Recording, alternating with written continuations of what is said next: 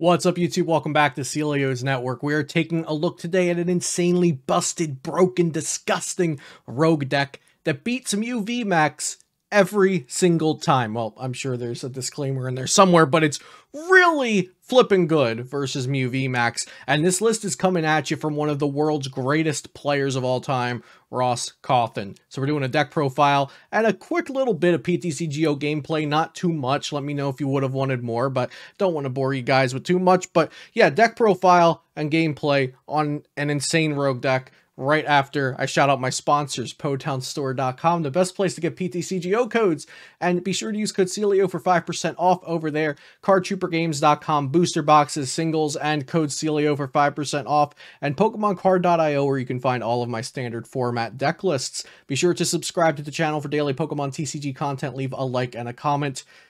And now let's get into the good stuff. Oh, and by the way, this is replacing the typical Monday best decks video, but this deck performed really well on Sunday. So today, Monday, if you're watching it on the day it came out, we're doing a deck profile gameplay video, and I'll make up for it with the best decks video on Tuesday this week. This deck can probably just simply be called Hoopa Moltres. Like I said, it is a very rogue deck. There are cards in here that you're not really seeing being used elsewhere, and I love it. So it's hard to say that X, Y, or Z is the main part of the deck, but you'll be typically attacking with Hoopa's Assault Gate that does 90 for 1 Dark Energy. If this Pokemon did not move from the bench to the active this turn, this attack does nothing, and also note that this attack's damage is not affected by weakness.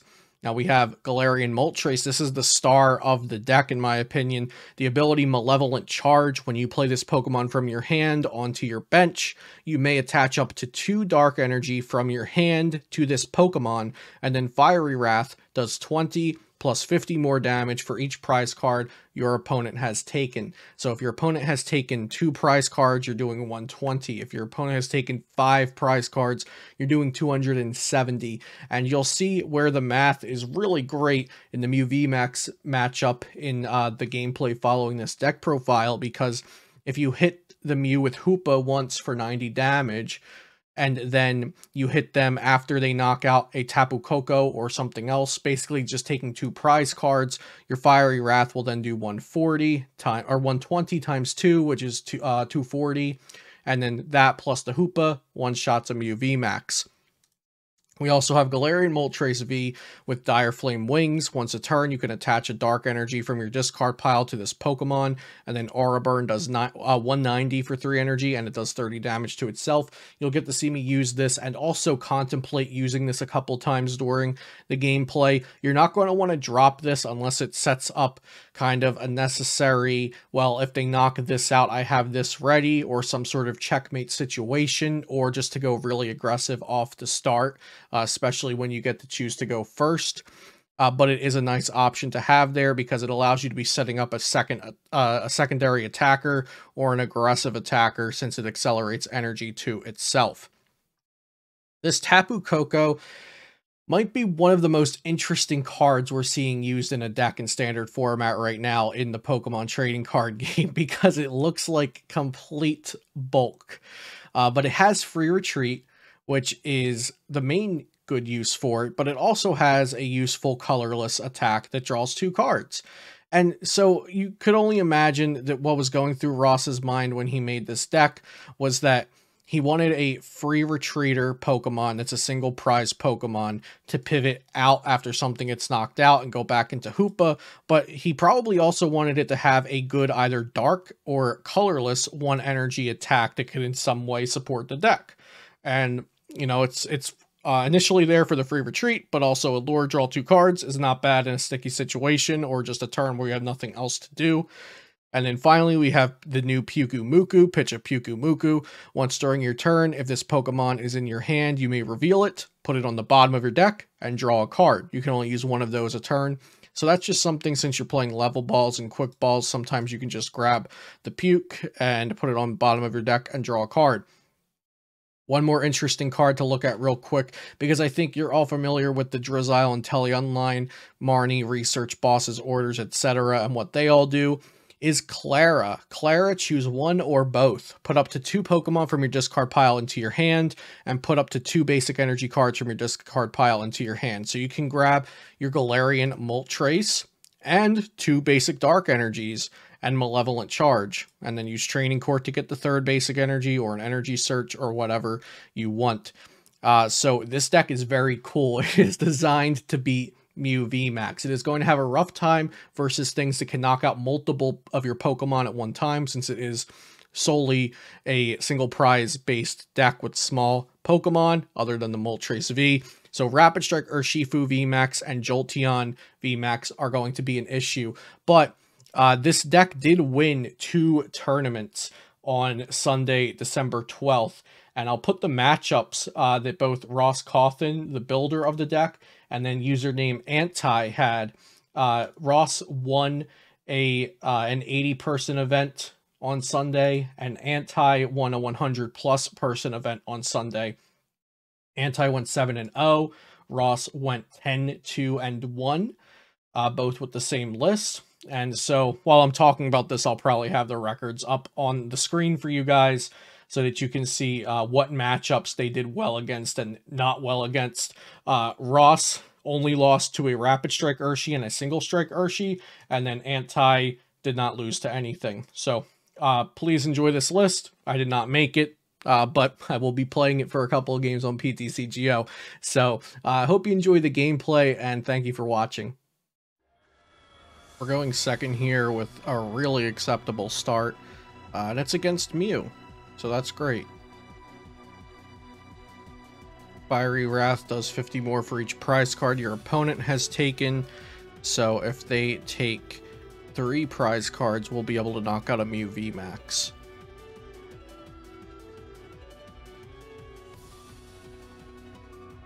And if they take 2, we can do 240. So we could do 240 and clean it up with a Hoopa. Or hit with a Hoopa first.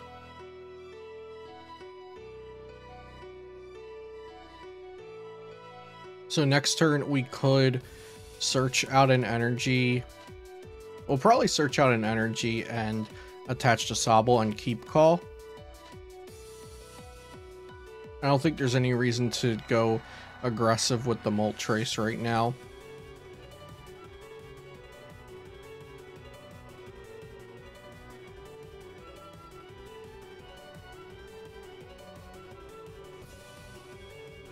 The opponent's getting a nice little setup going, drawing some cards. They've got basic energy on the Mew, and they'll just pass. Okie doke, they've got a Training Court out. So I'll go ahead and energy search. And we can quick ball this away since they do have Training Court out. We'll get a Koko so that we have a free retreater after the Sobble is knocked out. And we'll go ahead and Training Court this energy back.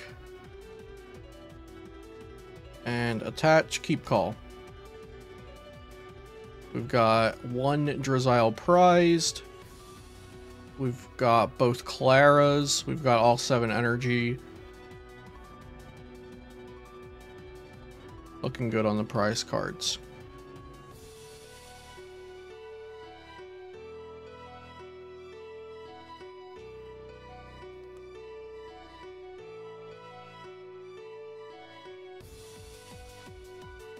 They are going to go ahead and evolve that Mew VMAX on the bench.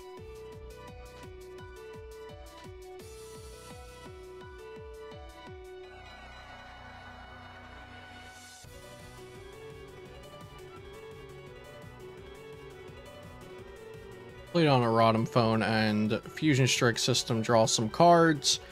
We've got another Mew VMAX being evolved, so that means we'll probably be winning this game in just 2 attacks.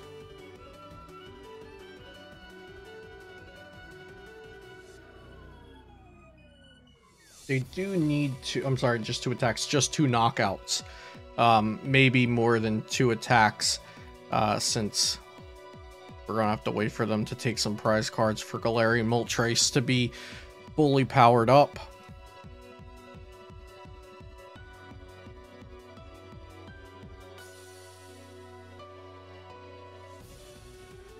Okay, and there's their next energy.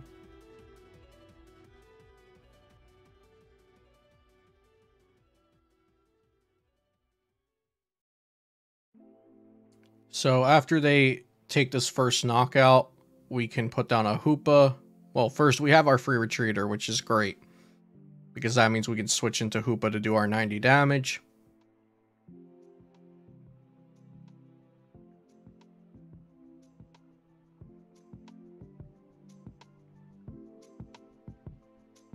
Level ball for Drizzile.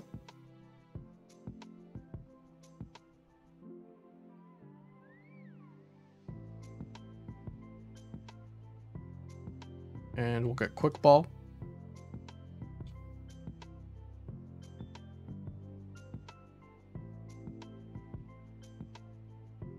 And now I believe it will be fine to get rid of this Inteleon, since that Inteleon probably won't be helping us too much anyway because of the Fusion Strike energies.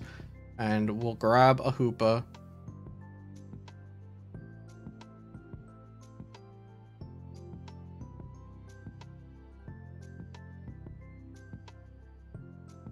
And we actually want to get more energy into kind of our circulation. You know, we can get them back with Clara. We can get them back with Training Court.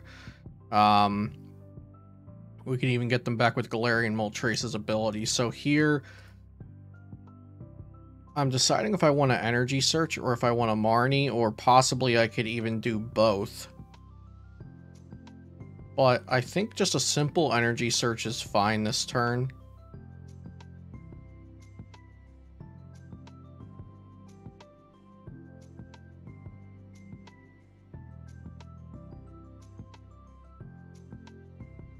And then next turn, we'll Training Court this just to hold it in the hand for this Moltres. And then next turn we have Scoop Up Net the Drizzile to Drizzile again for something. No need to put down the Galarian Moltres V. We don't have any other Dark Energy in the discard. So we'll go ahead and Assault Gate. Actually, what we could do is put down this Moltres, because is there any way for them to play around this? I don't think there is. The only way to play around is if they could copy, like, Oricorio's attack, and either they're not playing Oricorio or haven't benched it. Most lists don't play Oricorio, but we could put down a Galarian Moltres to have an actual threat on the board so they can't play around just knocking out this Hoopa, but I don't think there's any way for them to play around it, so we're just going to Assault Gate for 90 here.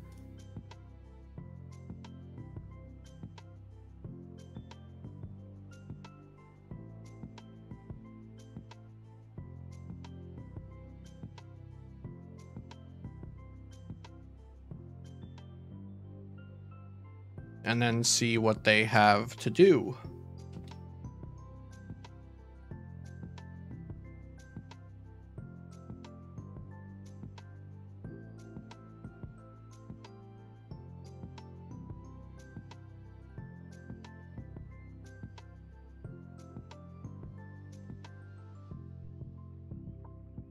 So they can switch into a fresh Mew, which means, oh, or they could Boss. Okay, Boss is a bit of an issue, but we'll just swing at them again. Yeah, so I guess I could have Scoop Up Netted that Drizzile and then played it down and got in an Evolution and Sensor a Level Ball, or even just held it in the hand. But worst case, even we could just attach an Allure here. But it looks like we should be fine. So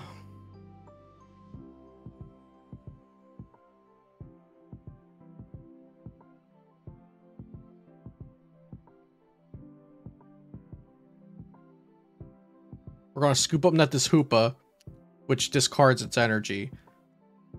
That's a big part of this turn here. And then we get the Training Court and play it down before the research. And then we will play down this... we probably don't even need to play down that Hoopa. We probably don't need that Moltres either. We'll just go ahead and research. Okay, and we get a Drizzile that can get Energy Search.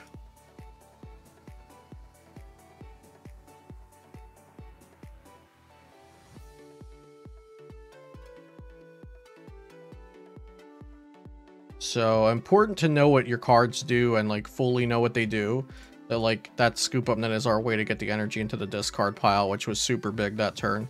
And then we'll go ahead and just Fiery Wrath for the knockout on the Mew VMAX. And then we have game in hand after they knock out that Moltres.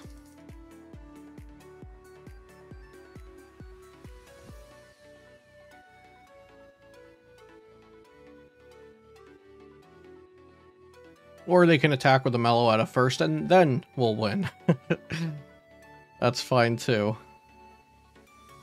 Meloetta has 90 HP, so we can just knock it out with Hoopa.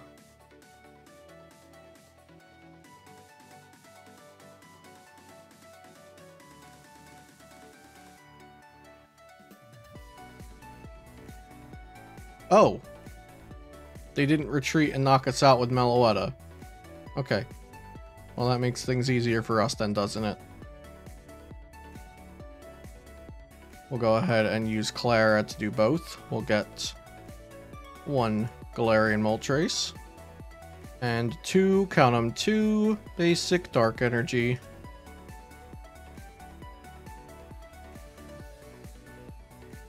Go ahead and attach those and attach for turn, and then use our attack again, GG. Yeah, we'll take first. Honestly, not sure yet if first or second's better. This is my second game with the deck. And I haven't watched anybody else play the deck at all, I don't think, yet. So, yeah, this is... Let's see, we're playing against Jolteon. This should be pretty poor because they're able to knock out multiple things a turn. But we're going first. We'll get the first attack off. We'll see what we can do. So...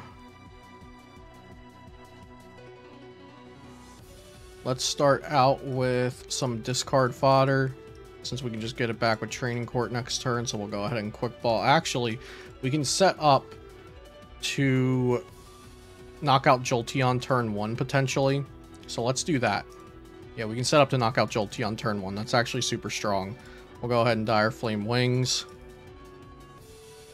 And then attach. And then Level Ball for Sobble, and then next turn we Level Ball for Drizz.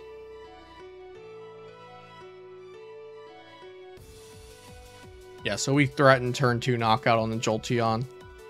If they don't bench another Jolteon, we could just boss them and then maybe they scoop, who knows. Okay, so they're going to boss up the Sobble. That puts a wrench in our plan, but depending on the top... Oh, no, that's fine. That literally doesn't matter, and we got a Scoop Up Net anyway. It's actually just fine. Because we can Energy Search, attach the energy, and then... Dire Flame Wing it.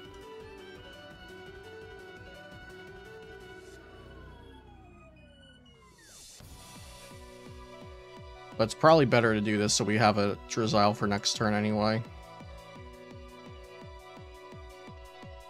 And then Aura Burn. Knock out the Jolteon. They might scoop here. Because we're just going to do it again next turn. Oh, man. Yeah, so good thing I chose first. And good thing I won the coin flip and got the chose first, really. Yeah, Marnie's smart because they know I have the Drizzile in hand already.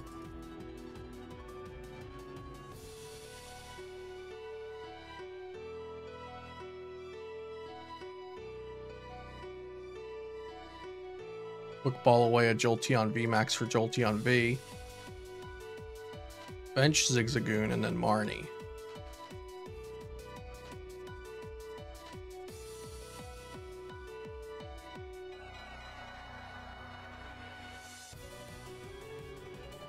That'll do.